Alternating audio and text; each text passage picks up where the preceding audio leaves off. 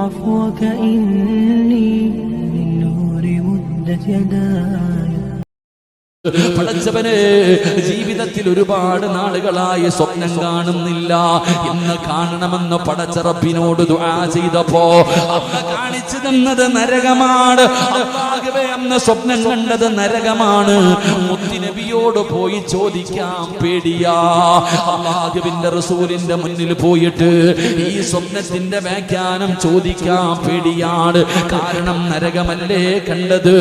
അതുകൊണ്ട് ഇബ്നു ഉമർ റളിയല്ലാഹു തന്റെ സഹോദരിയോട് പറയുന്ന മുത്തുനബിയോട് പോയെന്ന് ചോദിക്കാൻ തന്റെ പെങ്ങളോട് പറയുകയാണ്, ഈ സ്വപ്നത്തിന്റെ വ്യാഖ്യാനം നീ ഒന്ന് റസൂലുള്ളാഹിയോട് ചോദിക്കുമോ? അങ്ങനെ പടച്ചവനെ, ഇബ്നു ഉമർ തങ്ങൾ കണ്ട സ്വപ്നത്തിന്റെ വ്യാഖ്യാനം അല്ലാഹുവിന്റെ റസൂലിനോട് ചോദിക്കുമ്പോ റസൂലുള്ളാഹി പറഞ്ഞത് എന്തെന്നറിയുമോ? നിഅമർ റജുലു അബ്ദില്ലാഹ് ലൗ കാന യുസല്ലി ബില്ലൈൽ. അവിടെ മുത്തുനബി പറഞ്ഞു കൊടുക്കുകയാണ്, അബ്ദുള്ള നല്ലവനാണ്, ഇബ്നു ഉമർ നല്ലവനാണ്, അല്ലാഹുവിനെ ഭയന്ന് ജീവിക്കുന്നവനാണ്. പക്ഷേ 2 റക്അത്ത് നമസ്കരിച്ചിരുന്നെങ്കിൽ, പാതിരാത്രി എഴുന്നേറ്റ് 2 റക്അത്ത് നമസ്കരിച്ചിരുന്നെങ്കിൽ എത്രയോ നല്ലതായിരുന്നു. അല്ലാഹുവിന്റെ പ്രവാചകൻ അവിടെ നിന്ന് പറഞ്ഞു കൊടുക്കുമ്പോ അല്ലാഹുവേ, ഇബ്നു ഉമർ തങ്ങൾ പറയുകയാ, മരിക്കുന്ന കാലം വരെ പിന്നെ മുടക്കിയിട്ടില്ല. എന്റെ പ്രിയപ്പെട്ടവരെ, നരകത്തിന്റെ കവാടം അടയ്ക്കാനുള്ള കാരണം എന്താ? ആ പാതിരാത്രിയിലെ 2 റക്അത്ത് പകല് പള്ളിയിൽ പോയി നിസ്കരിച്ചാൽ എല്ലാവരും കാണുമല്ലോ. പക്ഷേ പാതിരാത്രി എഴുന്നേറ്റ് നിസ്കരിച്ചാൽ നിന്റെ ഭാര്യ അറിയില്ല, നിന്റെ മക്കളറിയില്ല, നിന്റെ കുടുംബക്കാരറിയില്ല, നാട്ടുകാരറിയില്ല, അല്ലാഹു വല്ലാതെ വേറെ ഒരാളും അറിയില്ല. കാരണം പള്ളിയിൽ പോയി നിസ്കരിക്കാൻ, പകല് പള്ളിയിൽ പോയി നിസ്കരിക്കാൻ ആരെ കൊണ്ടും പറ്റുമല്ലോ. പക്ഷേ രാത്രി നമസ്കരിക്കാൻ എന്റെ പ്രിയപ്പെട്ടവരെ എല്ലാവർക്കും കഴിയില്ല. തതജാഫാ ജുനൂബുഹും അനിൽ മളാജി. പാതിരാത്രി എഴുന്നേറ്റ് നിസ്കരിക്കാൻ പെങ്ങളെ നിനക്ക് കഴിയില്ല, വാപ്പാ നിനക്ക് കഴിയില്ല, ചെറുപ്പക്കാരാ നിനക്ക് കഴിയില്ല. പകല് നിസ്കരിക്കാൻ എല്ലാവരെ കൊണ്ടും പറ്റും. പക്ഷേ രാത്രി നമസ്കരിക്കണമെങ്കിൽ അല്ലാഹു സ്നേഹിച്ചവർക്ക് മാത്രമേ നമസ്കരിക്കാൻ കഴിയൂ എന്ന് നബി മുഹമ്മദ് മുസ്തഫ തങ്ങൾ പറയുകയാ. രാത്രി നമസ്കരിക്കുന്ന ഒരു സ്വഭാവം നിനക്ക് വേണോ? നീ വിചാരിച്ചാ പോരടി ആമിന, എന്റെ പ്രിയപ്പെട്ട പെങ്ങള്, നീ വിചാരിച്ചാ രാത്രി നിസ്കരിക്കാൻ പറ്റൂല. കാരണം അല്ലാഹ് സ്നേഹിച്ചവർക്ക് രാത്രി നിസ്കരിക്കാൻ പറ്റൂ. അതുകൊണ്ട് എന്റെ പ്രിയപ്പെട്ടവരോട് പറയുകയാണ്, ഇന്ന് രാത്രി മുതൽ തുടങ്ങാൻ പറ്റുമോ? ഒരു 2 റക്അത്ത് പാതിരാത്രി 2 മണിക്ക്, 3 മണിക്ക്, 4 മണിക്ക്, 5 മണിക്ക് സുബഹിയുടെ ബാങ്ക് വിളിക്കുന്നതിന് ഒരു 5 മിനിറ്റ് മുമ്പ് എങ്കിലും ഒന്ന് എഴുന്നേറ്റ് നിസ്കരിക്കാ കഴിയുമോ ചെറുപ്പക്കാരാ? പ്രതിഫലം അറിയുവോടാ? ആ രാത്രി നിസ്കാരത്തിന്റെ പ്രതിഫലം നിനക്കറിയുമോ? റസൂലുള്ളാഹി പറയുകയാ, മഹാനായ പ്രവാചകൻ പറയുകയാണ്, അതാ രാത്രി എഴുന്നേറ്റ് നിസ്കരിക്കുന്നവന് റബ്ബ് കൊടുക്കുന്ന പ്രതിഫലം എന്തെന്നറിയുമോ? എന്റെ പ്രിയപ്പെട്ട പെങ്ങളെ, ഖുർബത്തുനിലല്ലാഹ്, അല്ലാഹുവിലേക്ക് അടുക്കാ, അല്ലാഹുവിലേക്ക് അടുക്കാ. അല്ലെങ്കിൽ നിങ്ങളൊന്ന് ടെസ്റ്റ് ചെയ്ത് നോക്ക്. ഇന്ന് രാത്രി ഇവിടെ നിന്ന് വഴുതുകിടന്ന് പിരിഞ്ഞു പോയി 12 മണിക്കാണ് കിടന്നുറങ്ങുന്നതെങ്കിലും ഒന്നലാറം വെച്ച് എഴുന്നേക്കാൻ പറ്റുമോ? എന്നിട്ട് ഒതുവെടുത്തിട്ട് ഭാര്യ കാണാതെ മക്കള് കാണാതെ നിസ്കാര റൂമിന്റെ അകത്ത് പോയി ലൈറ്റ് അണച്ചിട്ട് അവിടെ ഇരുന്ന് കൊണ്ട് 2 റക്അത്തും നമസ്കരിച്ചിട്ട് പടച്ച റബ്ബിന്റെ മുന്നിലേക്ക് കൈനീട്ടിയിട്ടല്ലാ, കടമാണല്ലാ, രോഗമാണല്ലാ, കച്ചവടം നഷ്ടത്തിലാണല്ലാ, ഒരുപാട് പ്രയാസമാ അല്ലാ, സമാധാനമില്ല അല്ലാ, ഒരുപാട് മരുന്ന് കഴിച്ചിട്ടും വേദന മാറുന്നില്ല. പടച്ച റബ്ബിന്റെ മുന്നിൽ ഒറ്റയ്ക്കിരുന്നൊന്ന് പറഞ്ഞു നോക്ക്. അല്ലാഹുവിന്റെ മുന്നിൽ ഇരുന്നിട്ട് കണ്ണിന്റെ മുന്നിൽ അല്ലാഹ് വന്നിരിക്കുകയാ. മുത്തുനബി പറഞ്ഞല്ലോ, രാത്രിയായാൽ അല്ലാഹു ഒന്നാം ആകാശത്തിൽ വന്ന് ഭൂമിയിലേക്ക് നോക്കിയിരിക്കുകയാ. ആരാ ചോദിക്കുന്നത്? ആരാ ചോദിക്കുന്നത്? ഞാൻ തരാ. ആ സമയത്ത് ഒരു രാത്രി എഴുന്നേറ്റ് 2 റക്അത്ത് നിസ്കരിച്ചിട്ട് നീ അല്ലാഹുവിനോടൊന്ന് പറയടാ ചെറുപ്പക്കാരാ. പെങ്ങളെ, നിനക്ക് പറയാനുള്ള പരാതി നാട്ടുകാരോട് പറയുമല്ലോ, അയൽവാസികളോട് പറയുമല്ലോ, കുടുംബക്കാരോട് പറയുമല്ലോ. എന്ത് പ്രയോജനമാ മോളെ? ആ പറയുന്നത് അല്ലാഹുവിന്റെ മുന്നിലൊന്ന് പറഞ്ഞു നോക്ക്. അല്ലാഹുവേ, രാത്രി നമസ്കരിക്കുന്നവൻ അല്ലാഹു കൊടുക്കുന്ന പ്രതിഫലം ഖുർബത്തുൻ ഇലല്ലാഹ്. അവൻ അല്ലാഹുവിലേക്ക് അടുക്കാൻ കഴിയുമെന്ന് നബി മുഹമ്മദ് മുസ്തഫ സല്ലല്ലാഹു അലൈഹി വസല്ലമ തങ്ങൾ പറയുമ്പോ 2 വതുകഫിറു ലിസ്സയ്യിആത്ത്. ജീവിതത്തിൽ ഒരുപാട് തെറ്റുകൾ ചെയ്തിട്ടുണ്ടല്ലോ. കള്ള് കുടിച്ചിട്ടുണ്ട്, വ്യഭിചരിച്ചിട്ടുണ്ട്, പലിശ തിന്നിട്ടുണ്ട്, നിസ്കരിക്കാതെ അഹങ്കാരികളെ പോലെ ഞാനും നിങ്ങളും ഒരുപാട് പാപം ചെയ്ത് നടന്നവരല്ലേ. ഇതൊക്കെ ഒന്ന് പൊറുക്കണ്ടേ, ഇതൊക്കെ ഒന്ന് പൊറുക്കണ്ടേ. അതിനുള്ള വഴി എന്താ? പാപം പൊറുക്കണോ? പാപം പൊറുക്കണോ? ഇന്ന് വരെ നീ എത്ര വലിയ കുലപാതകം ചെയ്താൽ, എത്ര വലിയ പാപം ചെയ്താൽ, എത്ര വലിയ പാപം ചെയ്താൽ അല്ലാഹ് പുറത്തു തരണോ? രാത്രി എഴുന്നേറ്റ് നിസ്കരിക്കുന്ന മനുഷ്യനുണ്ടല്ലോ, അവന്റെ പ്രാർത്ഥന അല്ലാഹു സ്വീകരിക്കും. പെങ്ങളെ, നീ ആരോടും പറയണ്ട. നീ ചെയ്തു പോയ പാപങ്ങൾ നീ ആരോടും പറയണ്ട. അല്ലാഹുവോട് പറയാൻ പറ്റുമോ? അല്ലാഹുവിനോട് പറയാൻ പറ്റുമോ?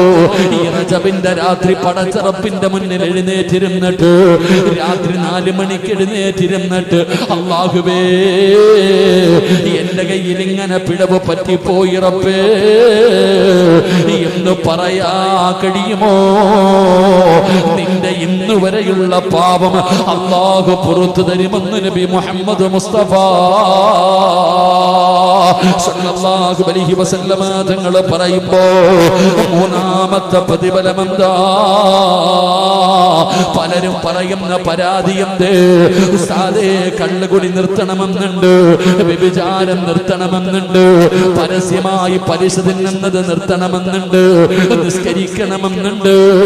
പെങ്ങളെ, ഉസ്താദേ, എത്ര സീരിയൽ കാണില്ലെന്ന് തീരുമാനിച്ചാൽ കണ്ടുപോകുന്ന ഉസ്താദേ, നന്നാകണമെന്ന് ആഗ്രഹമുണ്ട്, പക്ഷേ തെറ്റിലേക്ക് വീണു പോകുന്ന ഉസ്താദ്, നന്നാകണോ ഉമ്മ? പാപം ചെയ്യാതെ രക്ഷപ്പെടണോ? ഇനിയെങ്കിലും നിനക്ക് നേരെ ജീവിക്കണോ? റസൂലുള്ളാഹി പറയുകയാ, രാത്രി എഴുന്നേറ്റ് നിസ്കരിക്കുന്ന ഉമ്മ, അല്ലാഹു നിന്നെ സംരക്ഷിക്കുകയാ.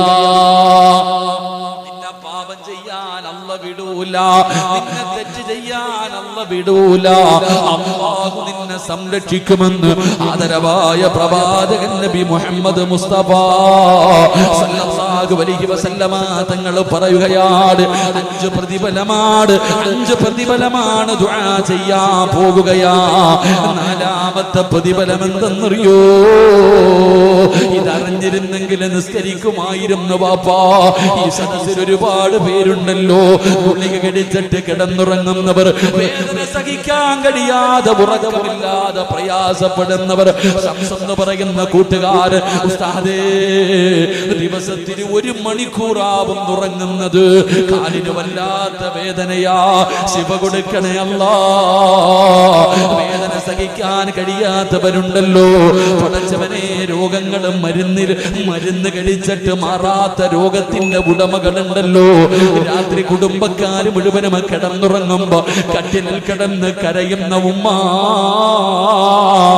നിനക്കറിയുവോ രാത്രി നിസ്കരിച്ചാ കിട്ടുന്ന പ്രതിഫലം നിനക്കറിയുവോ? പടച്ചവരെ, ക്യാൻസർ രോഗം കൊണ്ട് ബുദ്ധിമുട്ടുന്നവരുണ്ടല്ലോ. ഇന്നലെ വഴക്ക് പറയാൻ കണ്ണൂര് പടച്ചവനെ ചെറുവാഞ്ചേരിയുടെ പരിസരത്തൊരു വീട്ടില് ഭക്ഷണം കഴിക്കാൻ പോകുമ്പോ ഉസ്താദേ വാപ്പയുടെ നാവിലെ ക്യാൻസറാ, വായിക്കകത്ത് ക്യാൻസർ ഉള്ളവരുണ്ടല്ലോ, മലദ്വാരത്ത് ക്യാൻസർ ഉള്ളവരുണ്ടല്ലോ, പടച്ചവനെ മാരകമായ രോഗങ്ങളുള്ളവരുണ്ടല്ലോ. പെങ്ങളെ, അല്ലാഹുവിന്റെ റസൂല് പറയുകയാ, വമതറത്തുൽ ദാഇ അനിൽ ജസദി, രാത്രി നമസ്കരിക്കുന്ന മനുഷ്യ മാരകമായ രോഗം, വലിയ വലിയ രോഗങ്ങൾ അല്ലാഹു നിനക്ക് തരില്ലെന്ന് നബി മുഹമ്മദ് മുസ്തഫ. പാതിരാത്രി എഴുന്നേറ്റ് പടച്ചവനെ ഓർക്കുന്നവനുണ്ടല്ലോ, അവൻ അല്ലാഹു മാരക രോഗം കൊടുക്കൂല, ക്യാൻസർ കൊടുക്കൂല, ട്യൂമർ കൊടുക്കൂല, കിഡ്നി തകർക്കൂല, ശരീരം തളർത്തൂല, കിടന്ന കിടപ്പിൽ കിടന്ന് മലമൂത്ര വിസർജനം നടത്തേണ്ട അവസ്ഥ കൊടുക്കില്ല. മാരകമായ വലിയ വലിയ രോഗങ്ങളെ തൊട്ട് അല്ലാഹു നിന്നെ കാക്കുമെന്ന് ആദരവായ പ്രവാചകൻ നബി മുഹമ്മദ് മുസ്തഫ. അല്ലാഹുവേ, അറുത്തു മുറിക്കുന്ന രോഗങ്ങളെ തൊട്ട് ഞങ്ങളെ നീ കാക്കണേ അല്ലാ.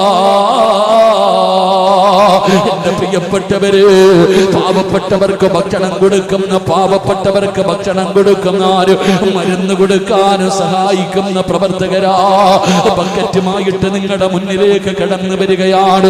ക്യാൻസറിന്റെ രോഗത്തിന്റെ അണുക്കൾ നിന്റെ ശരീരത്തിലുണ്ടോ എന്ന് നിനക്കറിയില്ലല്ലോ. നിന്റെ കിഡ്നിയുടെ പ്രവർത്തനം നശിച്ചു കൊണ്ടിരിക്കുകയാണോ അറിയില്ലല്ലോ. പെങ്ങളെ, ഏതെങ്കിലും മാരക രോഗം നിനക്കുണ്ടോ എന്നറിയില്ലല്ലോ. അത് തട്ടിമാറ്റാനും മരുന്നിന് കഴിയില്ലല്ലോ. അസദഖത്തു റദ്ദുൽ ബലായ, സദഖയ്ക്ക് കഴിയുമല്ലോ. സംഘാടകരെ ബക്കറ്റുമായിട്ട് മുന്നിലേക്ക് കടന്നു വരികയാ. ഒരു സദഖ എടുക്കുമോരെ, ഒരു സദഖ എടുക്കുവാപ്പാ. മടി കാണിക്കല്ലേ പെങ്ങള്, പാവങ്ങൾക്ക് വേണ്ടിയല്ലോ, രോഗികൾക്ക് വേണ്ടിയല്ലോ. മനസ്സറിഞ്ഞു കൊണ്ടൊരു സദഖ എടുത്തിട്ട് ബക്കറ്റിന്റെ അകത്ത് ഇട്ട് കൊടുക്കുന്നതിന് മുമ്പ് അല്ലാഹുവോട് പറയണം, അല്ലാ അറുത്തു മുറിക്കല്ലേ അല്ലാ, ഈ ദുനിയാവിലിട്ട് നരകിപ്പിക്കല്ലേ അല്ലാ. കിടന്ന കിടപ്പിൽ കിടന്ന് മലമൂത്ര വിസർജനം നടത്തേണ്ട ഒരവസ്ഥ തരല്ലേ അല്ലാ. എന്തെങ്കിലും ഒരു രോഗത്തിന്റെ അണുക്കൾ ഉണ്ടെങ്കിൽ ഒരു പനിയാക്കി മാറ്റണേ അല്ലാ. അല്ലാഹുവിന്റെ പ്രവാചകനോട് ജിബ്രീൽ എന്ന് പറയുന്ന മലക്ക് പറയുന്നു, യാ റസൂലല്ലാ, അല്ലാഹുവിന്റെ നബിയേ, ഖുർആനിലെ ഒരു സൂറത്തിനെ സ്നേഹിച്ചത് കൊണ്ടാ, അല്ലാഹുവിന്റെ പരിശുദ്ധമായ ഖുർആനിലെ ഒരു സൂറത്തിനെ സ്നേഹിച്ചത് കൊണ്ട്, ഒരു സൂറത്ത് പാരായണം ചെയ്തത് കൊണ്ട് അല്ലാഹുവേ, മയ്യത്ത് നമസ്കരിക്കാൻ ജനസാഗരം ഉണ്ടായെന്ന് ചരിത്രം പറയുമ്പോ ഇന്നിവിടെ കൂടിയവരോട് പറയുകയാണ്, നിങ്ങൾക്ക് അല്ലാഹുവിന്റെ പരിശുദ്ധമായ ഖുർആനിലെ 114 അധ്യായങ്ങളിൽ ഒരു ചെറിയ സൂറത്ത് ഞാൻ നിങ്ങൾക്ക് പറഞ്ഞു തരാം. ഒന്ന് സ്നേഹിക്കാൻ പറ്റുമോ? ഒന്ന് സ്നേഹിക്കാൻ പറ്റുമോ? ഒന്ന് പാരായണം ചെയ്യാൻ പറ്റുമോ? അങ്ങനെ നിങ്ങൾ സ്നേഹിക്കുകയും പാരായണം ചെയ്യുകയും ചെയ്താൽ 3 കഷ്ടം വെള്ളത്തുടിയിൽ പൊതിഞ്ഞിട്ട് ഇവിടത്തെ പള്ളിക്കകത്ത് കൊണ്ടുവെക്കുമ്പോ പള്ളിയും പുറം പള്ളിയും നിറഞ്ഞ് നിന്റെ മയ്യത്ത് നമസ്കരിക്കാം. അല്ലാഹു ഇഷ്ടപ്പെട്ടവര് വരും, പെങ്ങള് വരും. വാപ്പാ 40 പേരിൽ കൂടുതലുണ്ടെങ്കിൽ ദുആയിക്ക് ഉത്തരം കിട്ടുമെന്നാണ്. നിന്റെ മയ്യത്ത് ഇവിടെ പള്ളിക്കകത്ത് കൊണ്ടുവെക്കുമ്പോ പടച്ചവനെ 100 കണക്കിന് പേര് പള്ളിക്കകത്ത് വന്ന് നിന്ന് മയ്യത്ത് നിസ്കരിച്ചിട്ട്